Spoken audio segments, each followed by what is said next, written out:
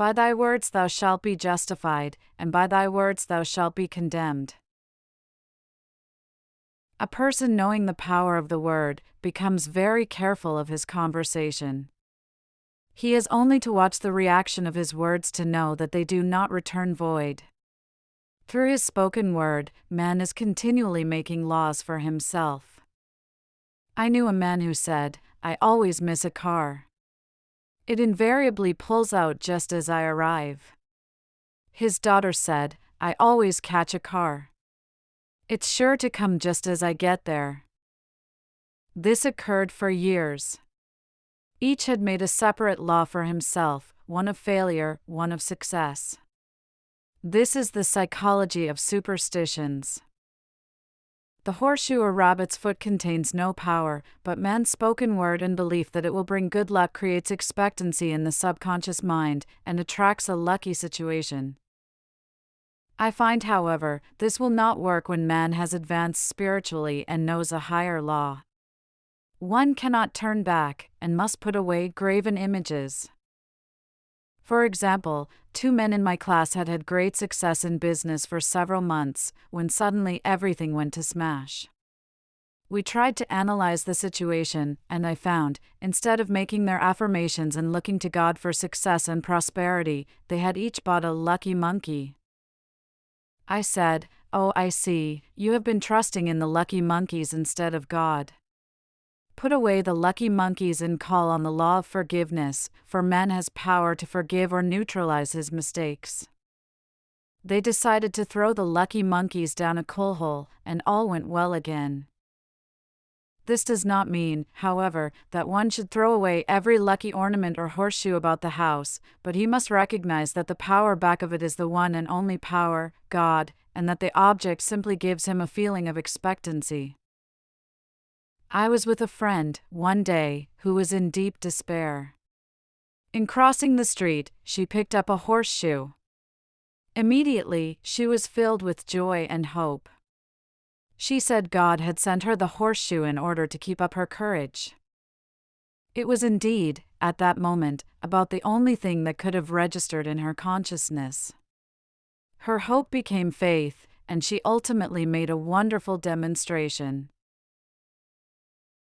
I wish to make the point clear that the men previously mentioned were depending on the monkeys alone, while this woman recognized the power back of the horseshoe. I know, in my own case, it took a long while to get out of a belief that a certain thing brought disappointment. If the thing happened, disappointment invariably followed. I found the only way I could make a change in the subconscious was by asserting, there are not 2 powers, there is only one power, God, therefore, there are not disappointments, and this thing means a happy surprise. I noticed a change at once, and happy surprises commenced coming my way. I have a friend who said nothing could induce her to walk under a ladder. I said, if you are afraid, you are giving in to a belief in 2 powers, good and evil, instead of one. As God is absolute, there can be no opposing power, unless man makes the false of evil for himself. To show you believe in only one power, God, and that there is no power or reality in evil, walk under the next ladder you see. Soon after, she went to her bank. She wished to open her box in the safe deposit vault, and there stood a ladder on her pathway. It was impossible to reach the box without passing under the ladder. She quailed with fear and turned back. She could not face the lion on her pathway. However, when she reached the street, my words rang in her ears and she decided to return and walk under it. It was a big moment in her life, for ladders had held her in bondage for years. She retraced her steps to the vault, and the ladder was no longer there. This so often happens. If one is willing to do a thing he is afraid to do, he does not have to. It is the law of non-resistance, which is so little understood. Someone has said that courage contains genius and magic. Face a situation fearlessly, and there is no situation to face, it falls away of its own weight. The explanation is that fear attracted the ladder on the woman's pathway, and fearlessness removed it. Thus, the invisible forces are ever working for man who is always pulling the strings himself, though he does not know it. Owing to the vibratory power of words, whatever man voices, he begins to attract. People who continually speak of disease invariably attract it. After man knows the truth, he cannot be too careful of his words. For example, I have a friend who often says on the phone, "Do come to see me and have an old-fashioned chat." This old-fashioned chat means an hour of about 500 to 1,000 destructive words, the principal topics being loss, lack, failure, and sickness. I reply, "No, I thank you. I've had enough old-fashioned chats in my life, they are too expensive, but I will be glad to have a new-fashioned chat, and talk about what we want, not what we don't want." There is an old saying that man only dares use his words for three purposes: to heal, bless, or prosper. What man says of others will be said of him, and what he wishes for another, he is wishing for himself. Curses, like chickens, come home to roost. If a man wishes someone bad luck, he is sure to attract bad luck himself. If he wishes to aid someone to success, he is wishing and aiding himself to success. The body may be renewed and transformed through the spoken word and clear vision, and disease be completely wiped out of the consciousness. The metaphysician knows that all disease has a mental correspondence, and in order to heal the body, one must first heal the soul. The soul is the subconscious mind, and it must be saved from wrong thinking. In the 23rd Psalm, we read, "He restoreth my soul." This means that the subconscious mind or soul must be restored with the right ideas, and the mystical marriage is the marriage of the soul and the spirit, or the subconscious and superconscious mind. They must be one. When the subconscious is flooded with the perfect ideas of the superconscious, God and man are one, I and the Father are one. That is, he is one with the realm of perfect ideas, he is the man made in God's likeness and image, imagination, and is given power and dominion over all created things, his mind, body, and affairs. It is safe to say that all sickness and unhappiness come from the violation of the law of love. "A new commandment I give unto you, love one another, and in the game of life, love or goodwill takes every trick." For example, a woman I know had, for years, an appearance of a terrible skin disease. The doctors told her it was incurable, and she was in despair. She was on the stage, and she feared she would soon have to give up her profession, and she had no other means of support. She, however, procured a good engagement, and on the opening night, made a great hit. She received flattering notices from the critics, and was joyful and elated. The next day she received a notice of dismissal. A man in the cast had been jealous of her success and had caused her to be sent away.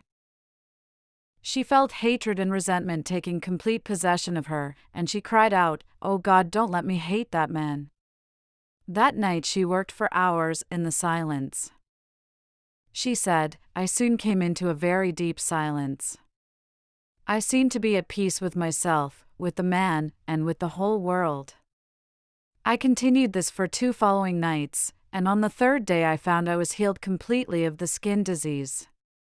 In asking for love, or goodwill, she had fulfilled the law, for love is the fulfilling of the law, and the disease, which came from subconscious resentment, was wiped out. Continual criticism produces rheumatism, as critical, inharmonious thoughts cause unnatural deposits in the blood, which settle in the joints. False growths are caused by jealousy, hatred, unforgiveness, fear, etc.